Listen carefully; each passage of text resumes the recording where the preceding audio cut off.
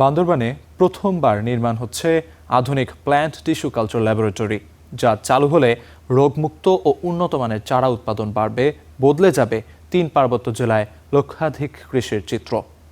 সংশ্লিষ্টরা আশা করছেন কৃষি বিপ্লবের।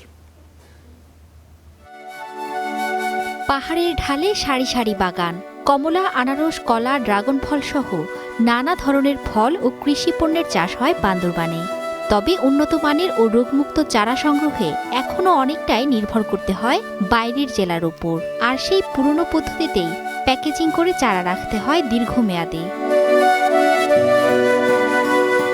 এই সমস্যা উত্তরণে প্রথমবার বান্দরবান হর্টিকালচার সেন্টারে নির্মাণ করা হচ্ছে আধুনিক প্ল্যান্ট টিস্যু কালচার ল্যাবরেটরি। পাহাড়ি কৃষকরা অপেক্ষায় আছেন এই সম্ভাবনাকে কাজে লাগাতে। মানে হাতে করতেছি, এটা তো ধরেন কিছু ভালো হয় কিছু খারাপ হয়। ওটা মেশিনে করতেছি, মেশিনে হয়তো ভালো হবে। আগে তো আমরা হাতের মাধ্যমে বীজ রোপণ করতাম। এই প্রযুক্তিগতভাবে যদি আরো সহজভাবে যদি ইয়া হতো, তাহলে আমাদের জন্য আরো সুবিধা হবে। যে চারাগুলা দিবেন এখানে আমরা সস্তা দামে পাবো এবং রোগমুক্ত চারা পাবো।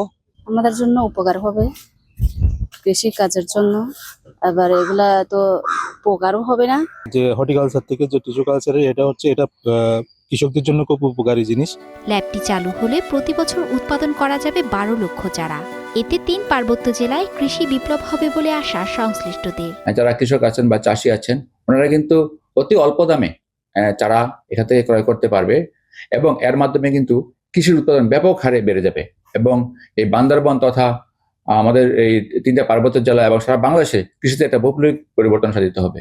16 কোটি 46 লাখ টাকা ব্যয় নির্মাণাধীন 4 তলা এই ভবনের প্রায় 80% নির্মাণ কাজ শেষ হয়েছে। Desk report, star news.